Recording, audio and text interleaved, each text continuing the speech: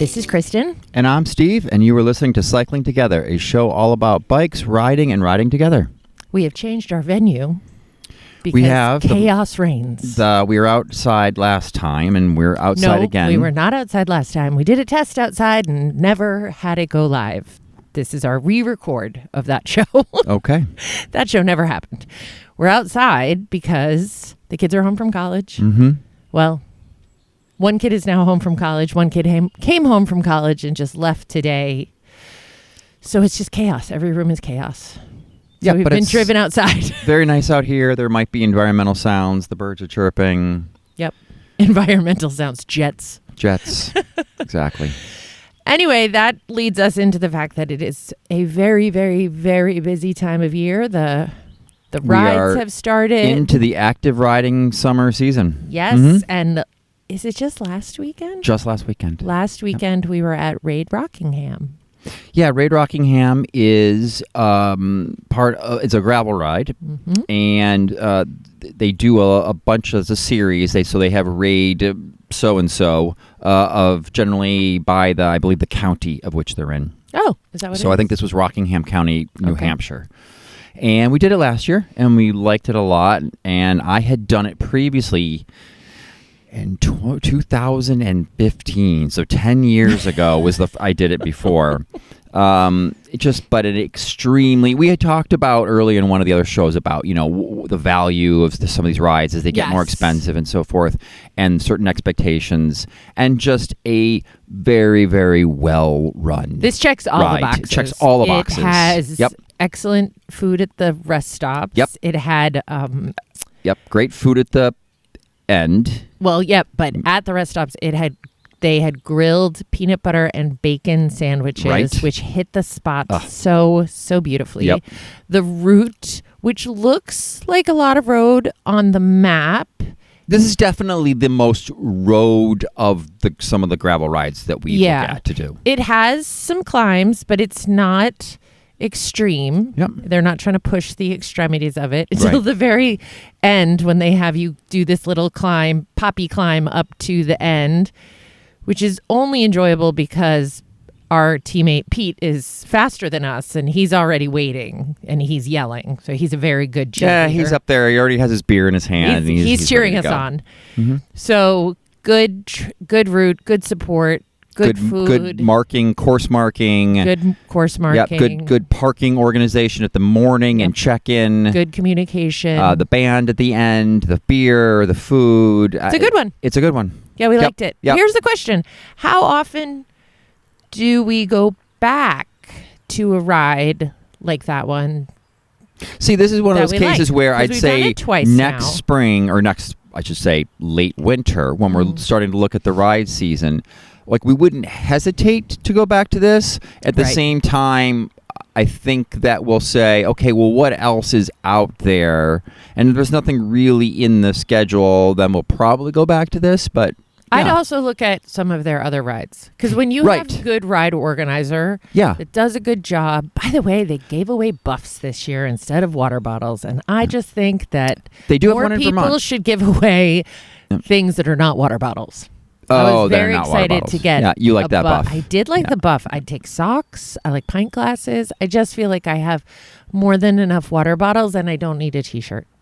Right. I don't really need anything. I actually wouldn't mind if they asked me if I would like swag, and they don't even have to reduce my price. They could just say, and we'll donate it to a local nonprofit. Yep. I think that would be okay too. Yeah. But I did like the buff. I like buffs. Yeah, you like buffs. Cool. So we had a busy day. I can't even believe you did it because we moved our daughter into her apartment this morning and moved our son's stuff out of his house. And then we came back here and I collapsed. I'm not going to say I took a nap, but I might have rested my eyes for a minute. And you went out for a mountain bike ride. I was as tired. And I don't know what took it. It took it out of us today.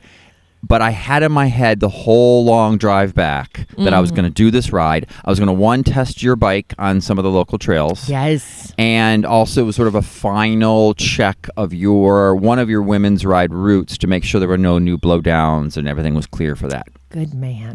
So, and then when I got back home, I was like, ugh, I've got 4.5 hours of driving in me today. Yeah. Right. Yeah. But I'm interested to hear what you think of the bike. So we're talking about Wanda. She's my new Allied BC40. I'm going to go on the record that I think she's my nicest bike that I've ever owned. Yeah, I think so. Yeah. She's built for me. Yep. And I love her. I think she looks great. I think the suspension is right for me, that 120. But what has been most surprising is that I have been able to conquer some of our riding technical areas that I haven't in the past. And we're still trying to figure out why. Like, what is it? Because I want to know. I want there to be a logical explanation. And you've kind of been like, well, it could be because of this or that. But what I'm really interested in is what you thought of her, because today was your first time to really take her out for a spin. We both ride the same size because you're 5'10", I am 6'1", so we both ride a large. I could ride an extra large in many cases. So all I had to do was move the saddle up to my height. Which you could do easily because she's got a wireless because it has a wireless driver post. So there wasn't any dealing with any cable issues there and making slack for the cable. The handlebars are a little low for what I would want. So if that were my bike, I'd probably have a 15 to 20 millimeter riser bar on that bike. But she's not, so. Right, but it's not.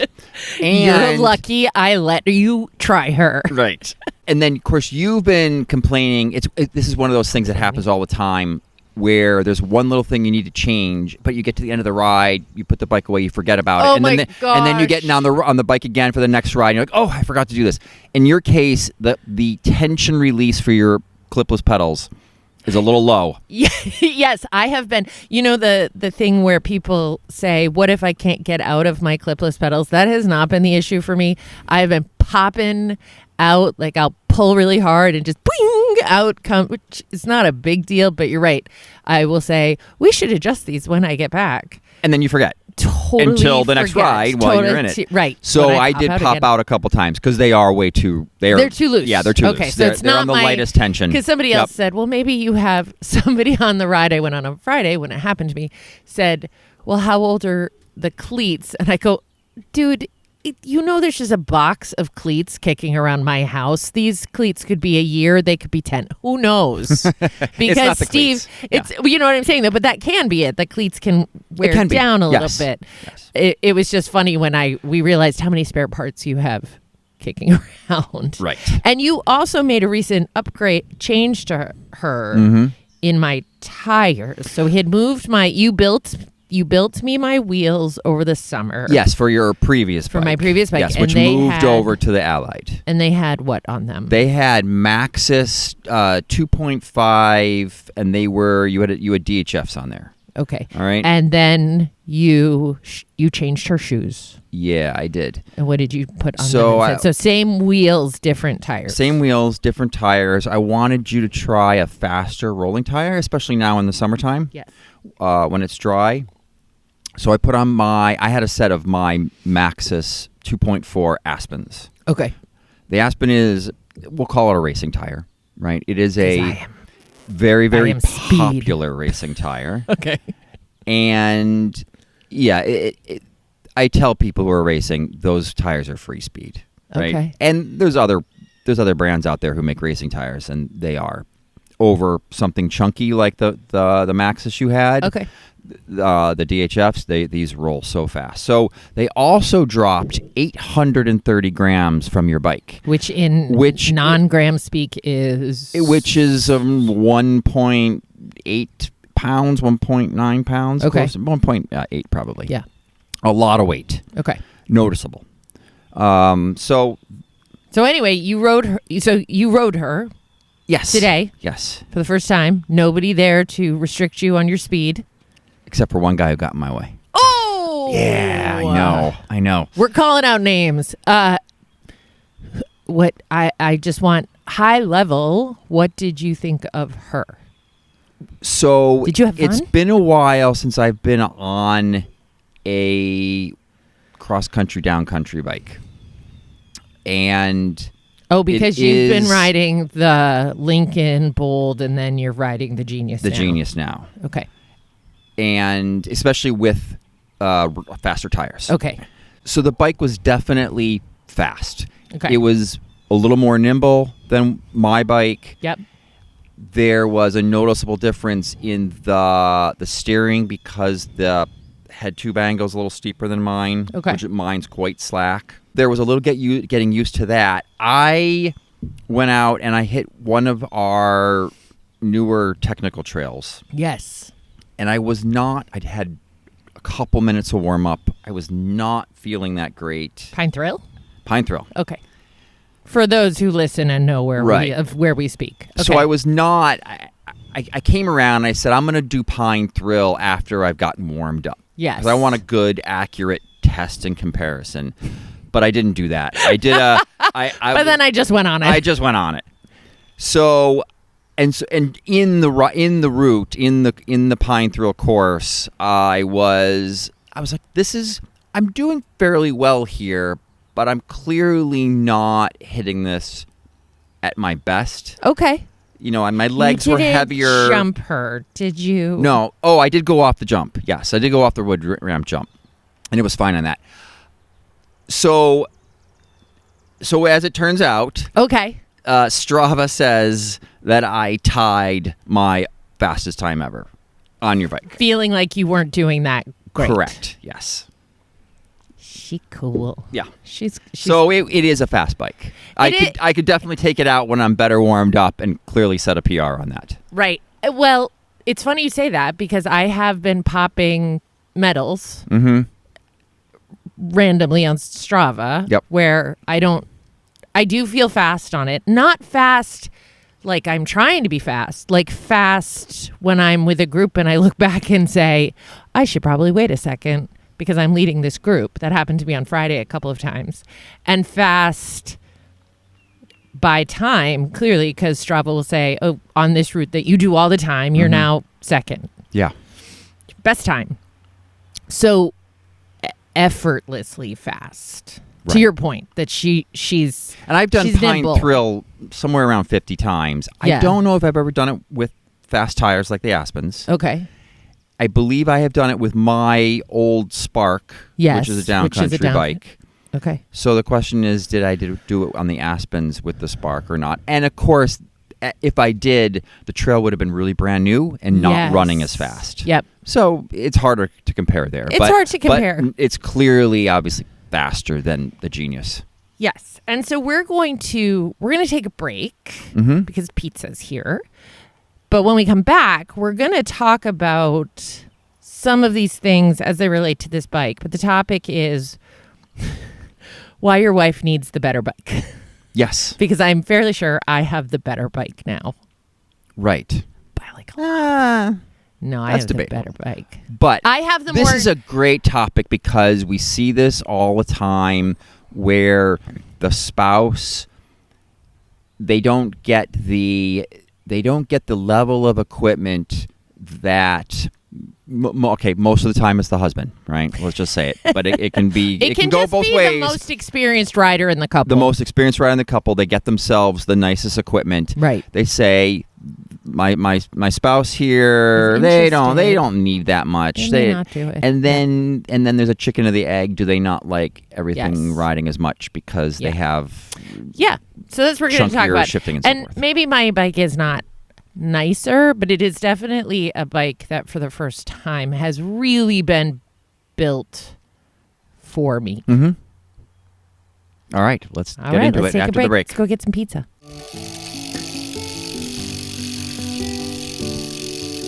Okay, we're back and we're fed and we have a light on. Look at us. We do. The twilight is coming. Our neighbors are going to look over like, what is happening? As it is every now and then, because we usually record in the front room, one of the front rooms of our house, when the blinds are open and the lights are on and you can see there's like a camera. And I think, what what do the neighbors think is happening around here? Okay, so we are going to talk about why to buy your new riding partner. Mm-hmm. I don't want to genderize this as much as possible. We can. A nicer, maybe a nicer bike than you're inclined to. Right? Right. But we do recognize some of the scenarios we've seen at the shop. Mm-hmm. One is, I'll put gender on this one. I do find that many times women, and in particular moms, seem very reluctant to spend money on themselves to the point that they will buy their kids, not necessarily from us, a really nice bicycle. Then they'll come in and say, I have $100 and I need a bike to keep up with my child. And the thing I usually say is, you're not going to outgrow it. Yes, you know. No, I mean, that's a big. You say that a lot to people. I don't want to shame anybody, but we talk about like how much to spend on a bike, and I'll remind them that they will not generally grow out of their bike like children do, and it's always a laugh line. It's always where it's like, oh yeah, you're totally right. And we're going to talk in our conversation here. We're going to talk about a lot of high-end parts in some cases, but all of this does trickle down. And we'll try to get to that in terms of the overall quality and level of what you're looking for. Right. And so it doesn't necessarily have to be the high end, but it has to be a certain functionality. And that's and so just it applies across the board there. Yeah. The second scenario, not to call out one of our customers, is the very well-intentioned spouse who buys a bike for their partner without said partner being around. Yeah, that happens too. So we had one where he was very excited. He had bought his wife a bike, actually two, because it was like buy one get one free from our local shop. Yeah, that was in the couple of years ago during the. Yes, and you and he were in the shop, and she and I were out in the driveway, and we were looking at the bike, and she said, "I can't get on it," because she was older and not that flexible, and it had a she said, can't I have a bike like I used to have, a lady's bike? And I said, do you mean a step through? Where it has and she said yes. And it's so hard because she felt badly that he was so excited. He was so excited. So we talked about maybe some workarounds, like a dropper post for just a basically commuter bike. But so that's number 2 scenario. Yeah. In your enthusiasm, buying a bike without consulting with your partner. Yeah, and that's just a simple design feature that you might not think about. He wouldn't, because he's a very serious rider, rides a lot. Yes, rides he's a road bike. He has a very nice road bike. He has a mountain bike. Yeah, so he wouldn't necessarily think of these were cruiser bikes. These were not cruiser, but they were hybrids for using on the so it was a logical bike for him to buy for himself. It's just that he didn't include her in the conversation or the picking. So I am. And have been guilty of this exact thing we're talking about over the years, where since I was the one coming into the relationship as the rider, and I would spend all this money on myself for all this nice bike equipment, and then I'd be putting together or getting you bikes, and they wouldn't necessarily be up to the same. So that brings me to level. The third one, which is I'm not sure she's going to like it. So I don't want to spend too much on it. Right. And this you are definitely guilty of. Oh, absolutely. The situation in particular was I was getting into cyclocross. So you had done it for a year or two. You had a really nice carbon Focus. You bought me an aluminum Focus. Yep. I put yours, I picked them both up one day at a race. And I said, what the hell? Yours was so much lighter than mine. Yeah, significantly. It was significantly later. I mean, these were both just kind of, well, I don't know about yours, but mine was basically out of the box as it came. Right. Right. And that's the first time we really talked about it, because I said, I say this with kids' bikes a lot, that ironically the littlest kids have the heaviest bicycles. But in this case, too, you said the same thing to me. And I was like, well, Steve, I'm likely not going to like it as much if I have to take this thing off. Like, lighter seems better. Right. Now, we're going to talk about when we get to what we mean when we say better, what you did, because you didn't buy me a new bike, but you did make it better. So that's scenario number 3 is I'm not sure if she's going to, or they are going to like it. Yeah. So I don't want to spend too much money on it. And the third funny one that I have seen a couple of times is, can we share? And I'm not anti-sharing bikes, but it's when it's 2 riders that are just built completely differently, right? In fact, someone from the cycling industry recovery group posted that someone came into their shop and she said, my husband and I want an e-bike to share. I'm 5 feet and he's 5'10". Yeah.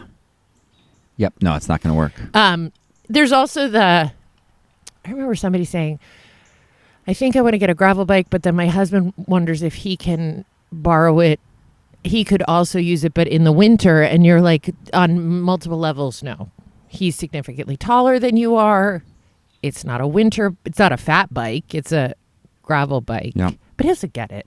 I mean, I would say, we're 3 inches apart. I would say that's around the height difference that you can both use the same bike. Even you might be one might be a medium, one might be a large. Yes. But you could do it. Well, like you 4 said, inches is doable, and that's about it. Right. Yep. I mean, you said you're on the cusp where you could ride an extra large. I'm on the cusp where I ride a large but could ride a medium. Like, we're both, so we're in that gray zone together. But even then, there are adjustments that make my bike slightly smaller than you would have it set up if it was same frame. Right.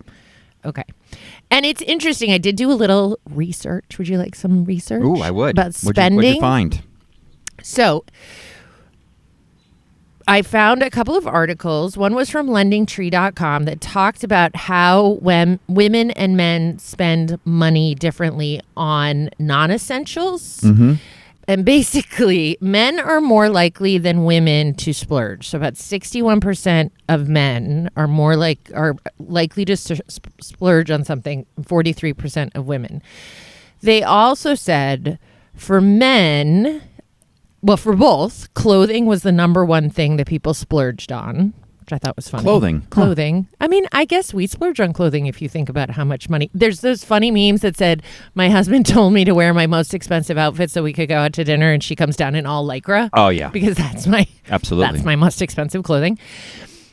For men, after clothing, they spend money on hobbies and tech gadgets. So I would say bikes fit both of those things. Sure. Where women tend to spend first clothing, then beauty and grooming, and then hobbies. But then there's the other piece of this, which is, and this was from another article that said that women in general have 13% less free time than men. So if they're going to spend money on things, is it going to be on something that they maybe don't feel like they have time for? So they're bikes. They're like bikes. So it's just interesting. It's interesting to get into the psychology of bikes. Yeah.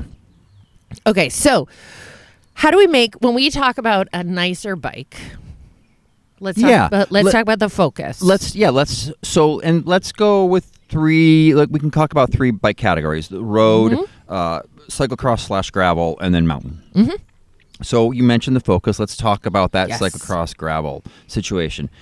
In cyclocross racing, part of the whole race is picking up your bike, lifting it up, and running it over features or upstairs or up steep climbs. Which is why I was grumpy when I said, so weight matters. Yours is so much lighter than mine. Yes. Right. But we didn't replace it. What did you do to it? I put on different wheels. I cannot recall if I built those wheels or if I just got different. The stock wheels on that bike were really, really heavy. And I think we probably dropped, I would say, 1.5 pounds in wheel. Wow. Yep. Then we put on, I changed the crankset. Yep. So you had SRAM 1x11 speed shifting. You probably had a rival rear derailleur, which was fine. That wasn't, no change there was going to make a difference. So convenient that I can't fact check to any of this. Right. So I think we changed the crank, changed the wheels. Okay. I changed the seat post. Okay. And I don't believe the tires, but maybe. Okay. But it was night and day when you just lifted the bike up. That sensation of running with the bike, like of racing with it, hopping off, picking it up, rubbing over barriers. Right. Just it was night and day because it was so much. You lightened it significantly. Yep. And the lesson on that one, it wasn't necessarily that I needed quote unquote a nicer bike, but I needed you to maybe put on some nicer parts. Yep. To unweight it. It was still aluminum, right? It was still not the top level, and I'm going to say it was very close in weight to yours. It really was. By the time you had done your magic. So, yes. So to the point, Steve Brandt has done it to me many a time. Okay, and is weight always a thing? That's something. No, weight a lot of times is actually not that. It is not necessarily the most important feature. So in cyclocross, weight and shifting ease and accuracy is probably your two most important parts of that. Right. In gravel, it was going to be the tire selection. Yep. And sort of the overall comfort of the bike. Yep. And then again the shifting. Well, let's, on the weight thing, to finalize on the weight thing, that's another one that I think is up to each rider. Yeah, weight doesn't matter as much. Weight matters in cyclocross. Yes. It matters a little less in gravel. Yes. It matters a little less in road, and it matters even less in mountain in many cases. I don't know that I agree with you on that one, only because Wanda is so light. So maybe it doesn't matter in riding her, but as someone who has to put her on the top of my car, I'm appreciating that she is lighter. Right. In fact, so it is. You're right. There is a consideration. It is not. It is how you live with the bike. Yes, because that's what I'm saying. Because you may not notice on a steady climb, on a steady off-road climb, 2 pounds difference on a mountain bike, right? But then you go to get to your car and you have to put in your case, you have to put it on top of your car, and you notice it a lot. I noticed it so much that because I put it on the top of my car, so I realized that I hadn't unratcheted the wheel strap, and I had her in one hand. She didn't have her front wheel on, but I was holding her literally in one hand. Yep, while you undid the ratchet. I unratcheted it, and I thought, oh, this is a light bike. This is a nice bike. This is nice for how we live, which is I do have it up on the top. So weight doesn't not matter. Right. And then out on the trail, you sometimes have to lift it up over fallen branches and trees and so forth. So she's sweet. Okay. Gearing. The gearing. You and I definitely had some conversations with my various gravel bikes where I just would say, I just need one more gear. Yeah, sometimes it's not the component group itself, it is the range of gears you have. Right. So sometimes the big issue is that you don't have your spouse on the right gearing range. Right. So you might have a 1x-Eagle system on yours, and meanwhile you put your wife, I'm just going to say it in that regard. We're going to say it on, say, 1x11 with a 42 tooth cog that like they used to be. Okay. Right. So here you are spinning up in your 52 tooth cog, and whoa, why can't you keep up back there? Where right. She's got a 42. So. Yep.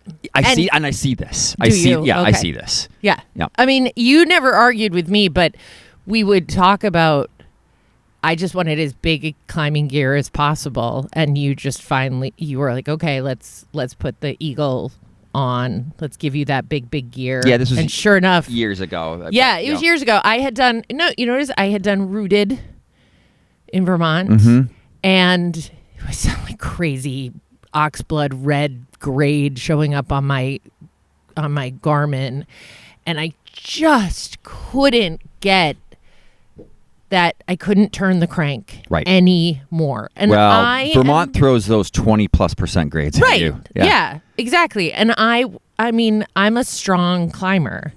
You upgraded me to the bigger, just one more big old dinner plate on the back, and she's built to climb. Yeah. And that's actually, it's funny because I have a lot of friends I ride with, mostly road, who, hate hills, and I'm riding with them with that bike, right? And so I'm just tootling up these hills because they're not like that around here. And of course I'm strong. I'm not going to diminish but also my equipment is designed to help me climb. And I don't think always that we as riders understand that a bike is not a bike. Bike is not a bike is not a bike. Gearing is not gearing is not gearing. That these are tools in our toolbox to unlock our potential. Yeah, I think at this point, so SRAM, when they came out with their Explore group sets, they are based around a 10 through 44 cassette. And this is their gravel group set, which is not bad when you pair it with a 40-tooth chainring up front, which is what their standard configuration is. It's better than 1-to-1. It is not New England ready, in my opinion.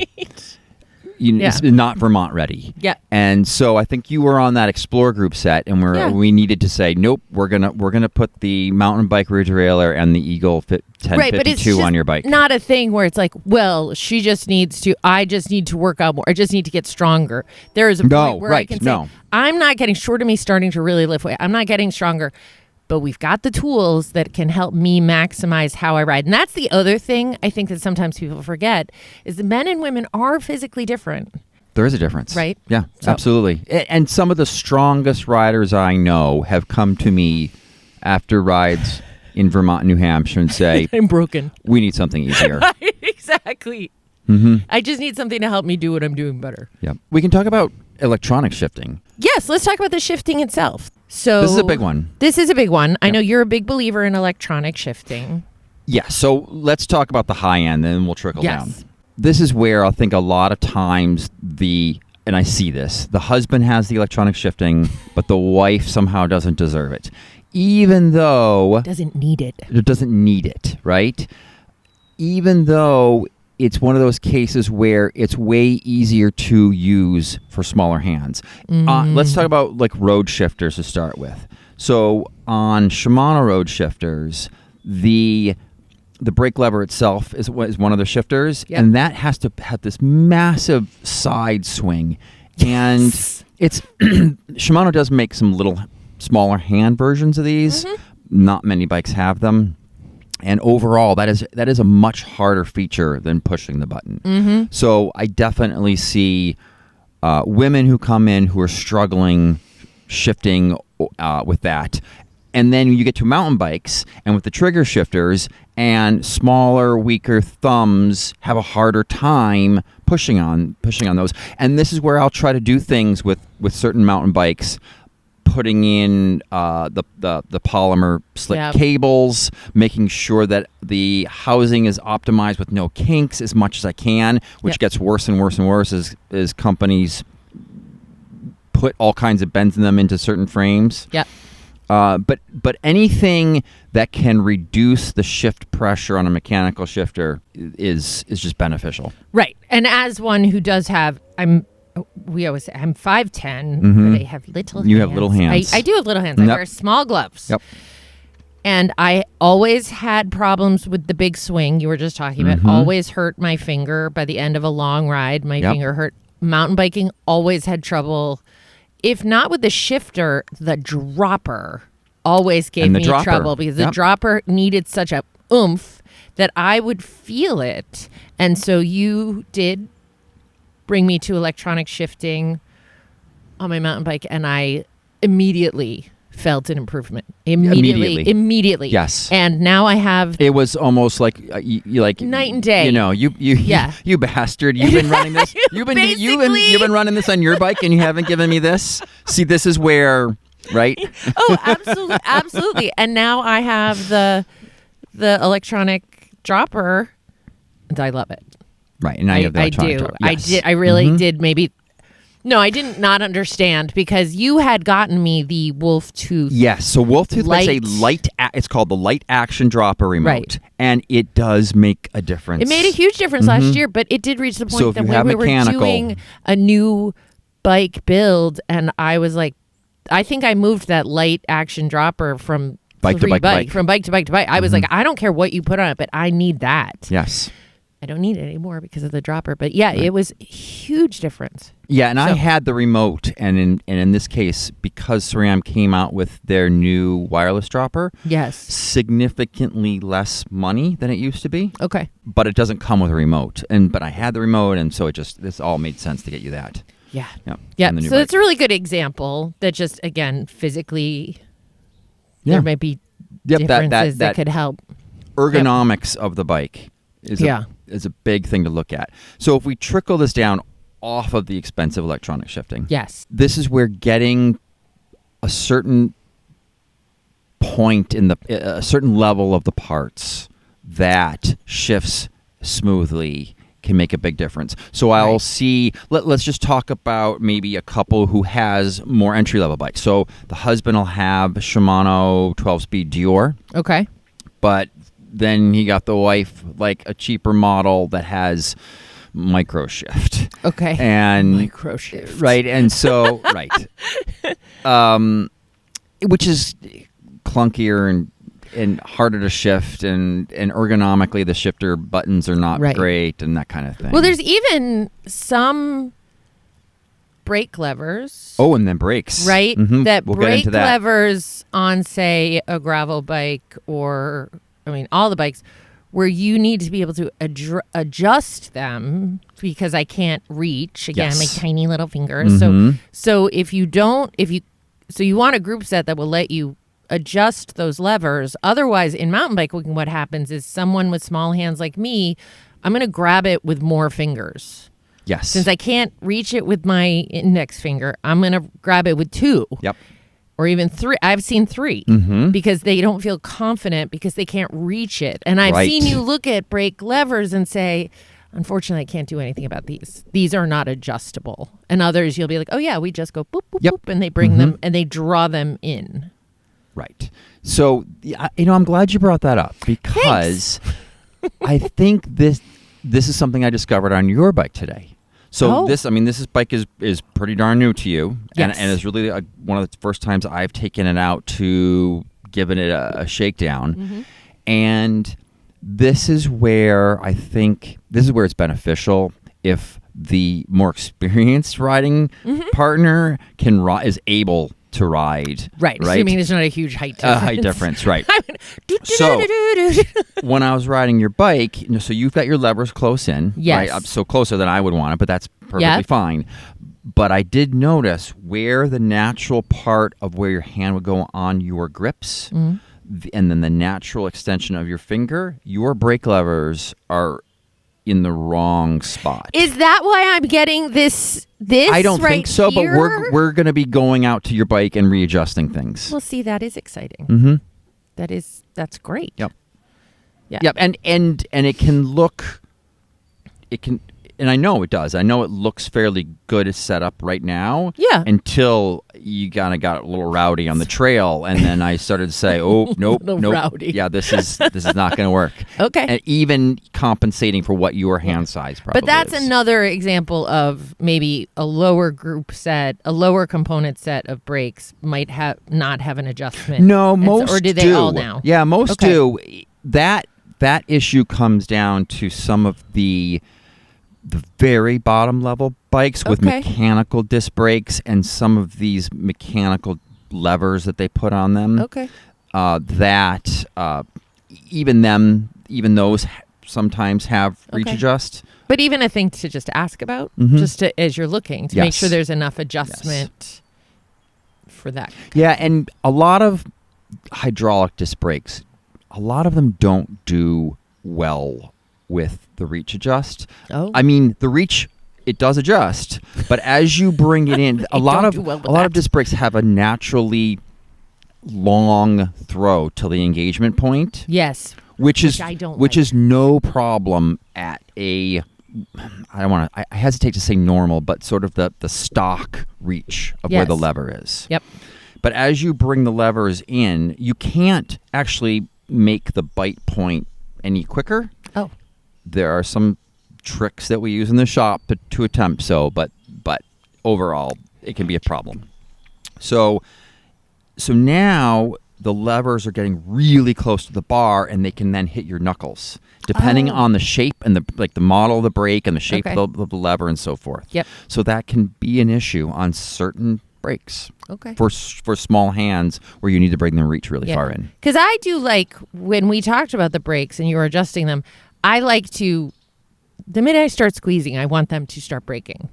I don't like a lot of squeezy. Your brakes, you have the new SRAM motives, and I wasn't sure about them at first. Right. But actually, I think like they're quite them? good. Okay, good. Yes, I would really like them if the reach was out to my reach. But I think I like the modulation feel. I like the bite. I like the smoothness of the lever. Yep. So overall, I thought the brakes were quite good. Good. Yeah. Okay. But they need to be adjusted for you. Yes. We also have suspension, specifically when we're talking about mountain bikes. Yes. And I know there have been a couple of situations at the shop where, say, in this case, I will say an experienced rider came in.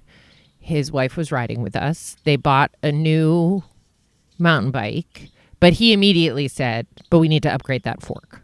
Yeah. And they did. Yep. Why? Why did you do? Why did he want for that? For mountain bikes, this is a big one. So he gets big props because it was not you. He was like, this works great, but she's going to need X, Y, and Z. Right. In general, we're going to make a generalization here. Yes. That the wife is lighter. And if you're quite light, let's say under 100 and let's just say under 150 pounds. Okay. Okay. All right. In that range, then suspension has a harder time absorbing smaller bumps because we're not heavy enough to activate. Because you're not heavy enough to activate. I'm the cheaper the suspension. First of all, the more what's called stiction there is. Yes. So that is the friction that you have to overcome in the system just to get the legs to basically start telescoping and moving. And so you have to and so the heavier you are, the easier it will be to overcome that stiction. Yes. And the lighter you are, the harder. And so that is a big thing with entry level suspension. You on the very entry level side. Yes. Like a front fork is going to have most of the front forks on the entry level side are by Suntour. Yes. And they're almost all have a spring inside. Okay. Springs by their very nature can be very plush. They can be very small bump compliant and quite good. In fact, there are spring upgrade kits for high-end air forks in some cases. The problem is that the overall quality of that fork is quite bad, and so the stiction is very, very high, and the friction of the spring itself inside the leg is sort of high, and so that fork takes a lot. It needs some weight to just do its thing. Yes. Okay. Every now and then I will come across one of their models, and they make so many models that feels great, and you can't really see any construction difference. But there have been ones out there that have felt great. Right. We had a Scott Addict that we had sold, and that fork felt that was a good phenomenally. Yeah, and this was the one I'm thinking of. I'm fairly sure was a RockShox fork.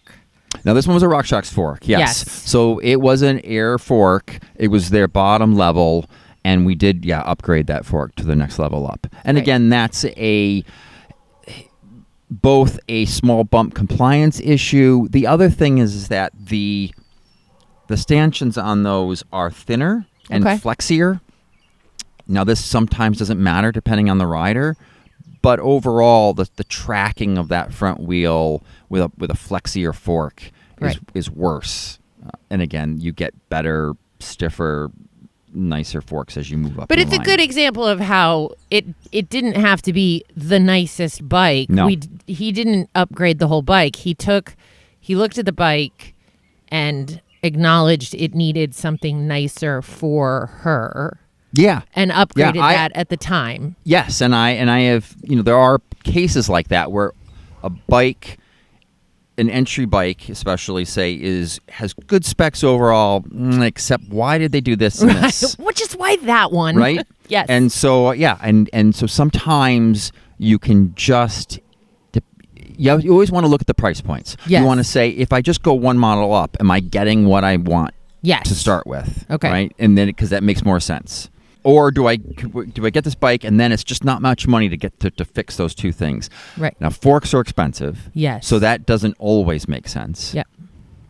But we talked about how the highest level aluminum bike, say in the Spark range, Mm-hmm. the highest aluminum bike could actually be a nicer bike by components than the lowest right, carbon. Mm-hmm. So we'll just make it carbon. It's not just default. They should have the nicer bike, but it's just to show that adding upgrades, thinking about these things can make a significant difference. Yep.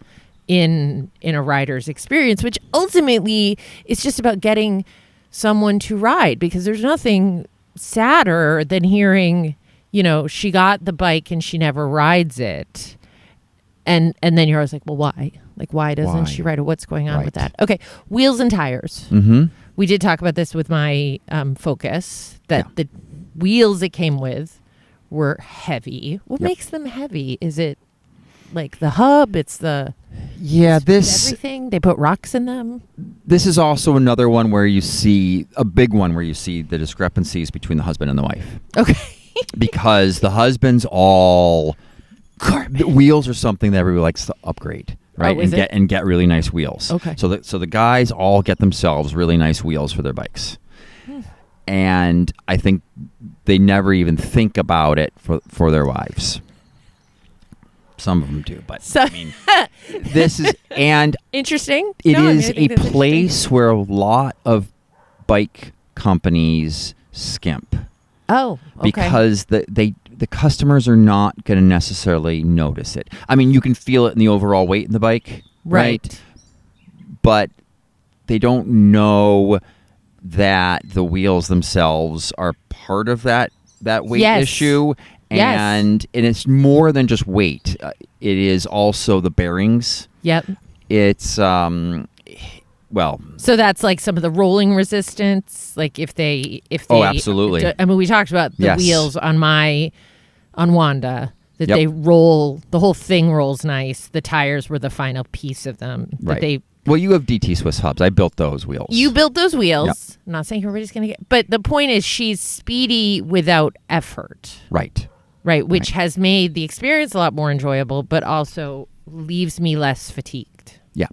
Right, because I am working less hard to get to where the I'm weight. going. So, like on a mountain bike, there is constant decelerating and accelerating. Mm-hmm. So the weight of the wheel, the weight of the rim matters. It definitely is felt. That changes with different types of riding. Yep. So a road bike, you're not accelerating as much. So the weight of the wheel, I don't want to say lightweight wheels don't feel good. Right. They do. Yes. But it's not quite as noticeable or important as a mountain bike or a cyclocross bike. So cyclocross, it is constant, like it is nothing but slowing and accelerating, slowing and accelerating. Yes. Yep. So so this is where the guys get the nice wheels and the women have maybe the stock wheels. Yes. Right. And so this is, I really see, it is disappointing on a lot of manufacturers on the wheels they stock. Mm-hmm. The rims are super heavy. Okay. The spokes are, in particular, like this was, I just had a Trek come in and the spokes were bladed. Okay. But they were clearly not stainless and they were all rusting. And then I looked up. There was actually a symbol on the spoke heads, and a lot of manufacturers put their little insignia on the spoke heads. Yeah. And I found this website that shows just like dozens upon dozens of the manufacturers, and this one was on there, and it was like, we don't know who made this. So they clearly just found the cheapest maker of the spokes. Right. Right. And then the hubs. The hubs are really. There's very little justification to me on this. There are some very nice, inexpensive hubs out there. Yes. Made, and we'll call them generic. Yeah. In a way, but they're quite nice. Mm-hmm. And then there are these just paperweights that a lot of these big brands are putting on their bikes, and they are insanely heavy with horrible bearings. Really? Yeah. It's really discouraging. It's very frustrating. Yeah.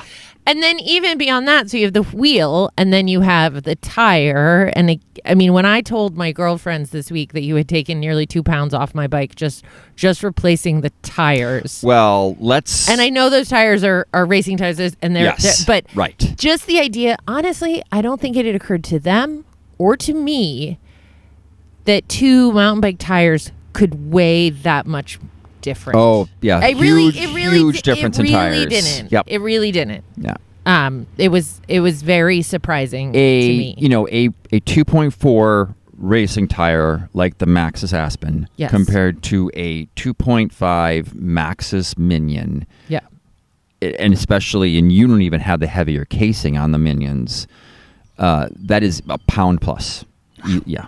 Yep. Yeah, you're right. In your case is close to a pound, but not even in the how to lighten a bike. And when you put that on the outer edge of a wheel, that makes a difference. Yeah. Now I noticed riding your bike tonight that while they were fast, the traction isn't the same.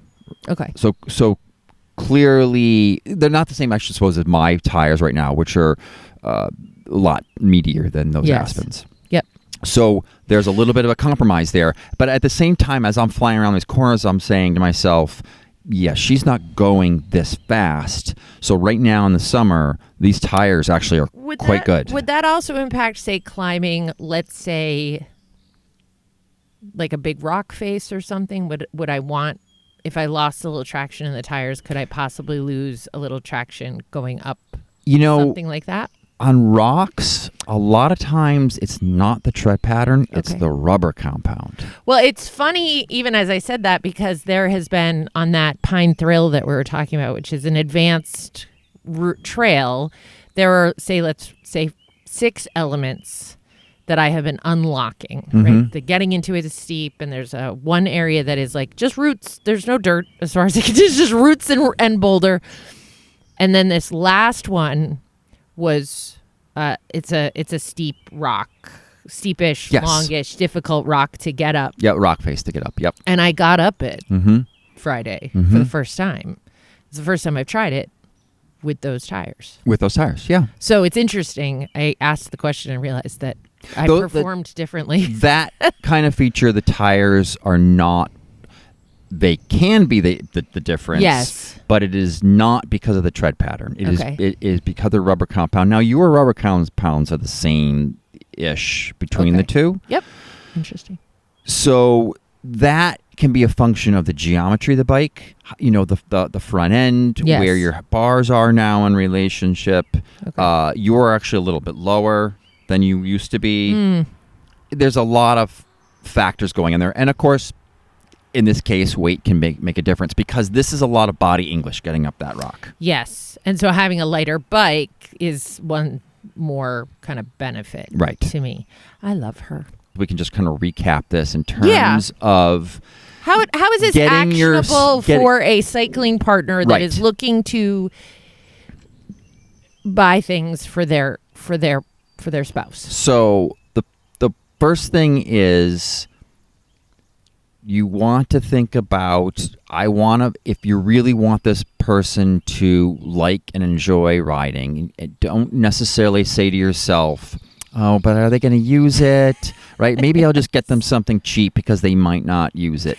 That's a very big catch-22. Well, it is a catch-22 because it's you buy them something and they kind of like it, but now you have to buy another thing, and in the end, you're going to end up spending more than if you had bought the better bike to start. And let's imagine they don't like it, and you have to sell it. Yep. Is it easier to sell a nicer bike? A nicer bike? Yeah, usually. Maybe. And it's not necessarily always the better bike on paper. Sometimes it's the right bike based on features. Yes. Maybe it's better components. Yes. So you want to make sure that, again, the brakes are going to be ergonomically right for that person. Yep. That the shifting is light action, no matter what it is. Yep. That the brakes are powerful enough. Mm-hmm. So powerful but easy. So hydraulic disc brakes on a mountain bike should be one finger. So they should be able to use one finger, and because they might not even with that one finger be able to pull as hard, but they want the power there. So it might even be counterintuitive if, like, let's say you're running a 180 front rotor because you find it enough. You actually put your wife on the 203 front rotor because she doesn't have to pull that front brake as hard to get the same amount of power. Even though she's lighter, things can it makes it easier. So little things like that. And then just consider the overall weight of the bike. In general, in your price point, see if there's a big discrepancy between different models. There might be. Yep. A lot of times there's not.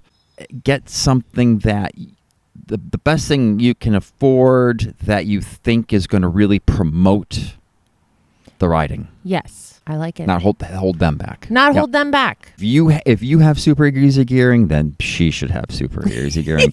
And don't be afraid to make small changes, such as on a gravel bike or even like a road bike. So like on a gravel bike, a lot of them come with 42 single chain rings. If it's a one by, I've thrown 38s on yours, right? Or on a road bike, you could actually, if it has a standard compact crankset, 50-34, but it's maxed at the back. So let's say Shimano, a lot of those were maxed at 11-34s cassettes. Well, you could actually, there's some things sometimes you can do in the back, but often you can put on a even smaller gravel-sized front crank.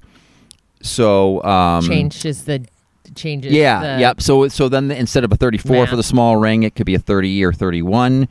That gives it easier gearing, right? Yep. If that's the issue. So there are things you can do to many bikes to fix problems. Here's what I'm going to say. Don't surprise your spouse with a bike. Surprise your spouse with a trip to the bike shop to pick a bike, right? Like, I think that could be, it's really fun to think about your bike, to think about a purchase, and that way they're picking the right bike for them. Yeah. So, awesome. I like that one. All right. Well, we have two things before we wrap up. Number one is seen while scrolling. Speaking of components, there was a big rollout. Kudos to the Shimano publicity crew, because my entire reels was of feeds of reels was just the new Shimano XTR electronic shifting. So take it away, my friend. What have they done?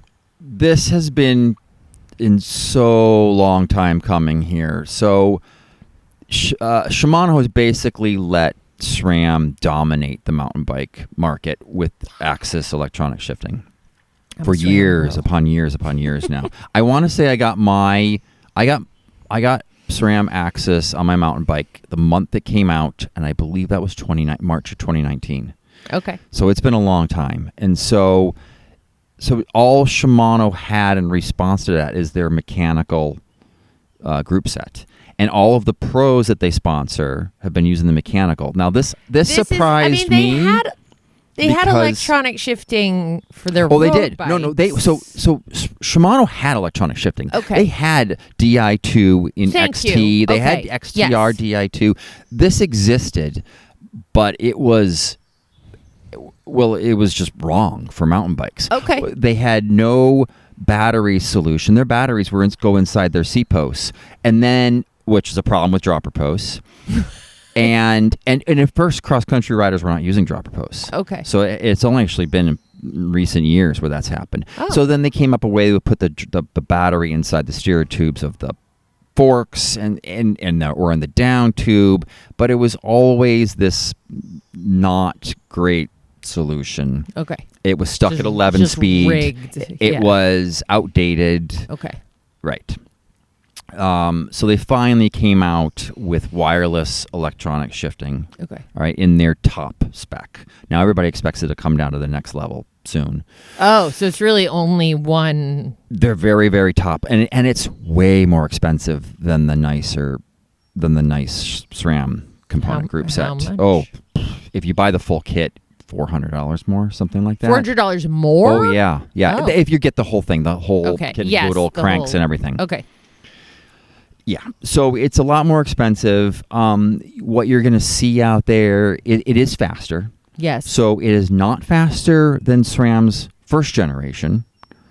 SRAM, actually, their shifting slowed down with the latest transmission group set. Oh. Because it shifts based on the mapping of the cassette. Okay. So which gives it that more under load shifting ability. Yes. And so you're going to see people out there comparing the shifting speeds, and they're going to take the derailleur and they put them together. Yeah, they put them together and they go up through they go and they shift all up all 12 and up, and they go shift all 12 down, right? Yes. And, oh, look, XTR is faster. Do I? It is, but do you ever shift like that? Do you shift through No. all gears, every single 12 up and down as fast as you can? No, you don't. Okay. So what I've seen in real world back-to-back riding tests is that the reviewers say, meh, that doesn't I've bother me. seen people running it into rocks. Yep. And it kind of bounces and then it comes back. Same. And yep. But isn't one of the things with not to get defensive about my transmission, isn't transmission one of the things about it is that it's hangerless now, and so it's super tough? Like, what's the difference? So I would say, yes, it is hangerless. I would say that XTR was probably in development for a long time. Okay. And it initially, it was probably predates the UDH hanger and the whole switch from the industry to that hanger, and then SRAM's sort of bait and switch from that to introduce transmission. Okay. So I would say it's a lost opportunity by Shimano not using the UDH direct mount, which is an open standard, and I believe there's a patent out there by Shimano. So this almost feels like their first gen system, which is the same shifting speed as SRAM's first gen shifting system. But I would bet that in a few years we're going to see a direct mount option. And the battery is a little different where it is. Well, it's inside the derailleur body. It's inside the derailleur body. But it still needs to be taken out to charge? Or is it? It does. Yep. Okay, because I feel like I saw something that was like, it doesn't need to be charged, or... I've seen some weird headlines. Like, and I haven't... The only thing I saw is that somebody said it lasts around 210 miles. Now, it's very difficult to put mileage on a mountain bike because it all depends on where you're riding and how much you shift. A lot. So it really should say how many shifts. I mean, at a 10-mile ride, I can shift 500 times. Yeah, no, absolutely. So like it's going out of style. 210 miles, though, seems very small to me. Okay. That does not seem like a long battery life, but I could be mistaken. You've never tested. I tested mine. I tested the first time I got it. I tested it from 100 to dead. Okay. And I'm gonna have to look back on that. You're gonna have to look back. Yep. On that. It was a long time though. Okay. Mm-hmm. All right. So that's what's new. So that's what's new. I mean, I like it. I think it looks nice. Okay. They stuck with an aluminum crank, but Shimano is the king of awesome aluminum cranks. Oh. So it's a beautiful piece of machinery. Have you seen it physically? Have you gotten I your have hands not on it seen yet? it physically. Okay, so No. we may return to this when you get your hands on it. Yes. Yep. How do I get on that PR list? This is one of those funny things. How do I get on the where list, man? where the online bike reviewers have their hands on these things for months. The people who actually sell the stuff, I didn't even know it was coming out. I'm sure there were podcaster some now. rumors about this, but yeah. Steve, you're an online reviewer now. Mm. So embrace your YouTube-ness. Speaking of, Yep. we've gotten a couple of comments on our YouTube Reels, which Okay. is super fun. So I'm going to bring this one up from Doyle, who said, I enjoyed this video. This video was about lube. It was about chain lube, dry or wet. And he says, I wonder what you think about the chain lube that comes with new chains. Does that affect the way you should clean it? Should you try to remove the heavier lube? Okay, this is a great So question. what you're saying is they come out of the pack slimy? They come out of the package covered in a lubricant. That lubricant is there to prevent the chain from rusting in the package. Yes, of course. It Okay. is being shipped across the ocean in all that salt air. It is being then trucked through humidity and so forth. It would rust in its package without it being covered in lube. Sense. So that's what that's there for. But it is also designed, and Shimano has said this. I don't know what SRAM's take on it is, but that lube is designed to just run right away. You can run that as your chain lube. You could just put it on and go. go. Is it wet lube, dry lube? I don't know what type of lube it is. So gooey lube. Friction Facts, I believe it's Friction Facts, where they test chain lubes. They actually have tested the chain. Oh. With this built-in alongside lube. all these other lubes, and the factory lube tests better than a lot of very popular aftermarket lubricants. Don't tell Milkoff. So it doesn't last very long. You're Okay. only going to get 150, 200 miles out of it, I'd say. Okay. Before you need to apply more lubricant. Yeah. I also think that it can be a little tacky and sticky. Oh, And okay. they're definitely using less than they used to. But I like wiping down the side plates, wiping that off with some alcohol, because I don't want that tackiness that's coating the chain to collect dirt. So when you take out a new chain, Yep. you wipe it, you put it on. Do you then put more lube on it, or do you let it roll with the lube that it came out of the pack with? Does it You know depend what? on the Sometimes rider? this depends on the rider and the type of bike. Okay. Yep. There you go. I have one more question about chains. What is wax? Yeah. So wax is definitely hot. Well, let's just say what it is. It is the best lubricant. It's the best. Okay. Yes. Is it just candle wax? Am I just dipping So funny enough, can of wax has been tested. It is quite good. Okay, but is that what they're waxing it with? What does it mean to wax a chain? There are two different ways. Okay. It started where where you were stripping the chain of all of its factory lube or any other lubricant that you might have used since then. Okay. Getting rid of all that, and then you were it was immersion waxing. So you would you actually melt wax in, say, a crock pot, and then dipping your chain into that melted but not candle liquid wax, like special wax you get for this. It is special wax, but you could use candle wax. Yes, you could. And it's a DIY project. So that did two things. It is found to be the best lubricant in terms of overall lowest friction. Yes. The lower friction on the rollers prevents the rollers from wearing down the plates, which makes the chain last the longest. So waxing, it collects the least dirt. It makes the chain last the longest. It rolls the fastest with the least friction. This is why it's the best. Okay. Now, and then there had been some drip waxes. So you apply it just like a normal chain lube. Oh. But I think it's only been in the past couple years where they have been more investment in drip waxes, and they have gotten really quite good. Okay. And let's face it, dipping your chain into a crock pot of melted wax is a time-consuming process. Drip wax is probably the way most people want to go if they're going to use a wax lube. Okay. So I am just actually starting to move a bunch of stuff over to drip waxes. Really? Yeah. Okay. Yeah. So there you go. that's wax change. the wax That's why change. it's the hot thing. Get it? Wax. Hot. Right. Okay. All right. Well, the sun has set, and it's time to wrap up this show. Okay. Cycling Together with Kristin and Steve is a production of Steve the Bike Guy, an independent bicycle shop in Eastern Massachusetts, and Sundin Marketing.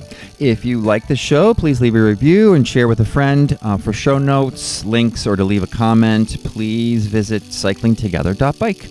And you can follow the shop on Facebook, Instagram, and YouTube at Steve the Bike Guy. Thanks for joining the ride. Okay, we'll see you next time.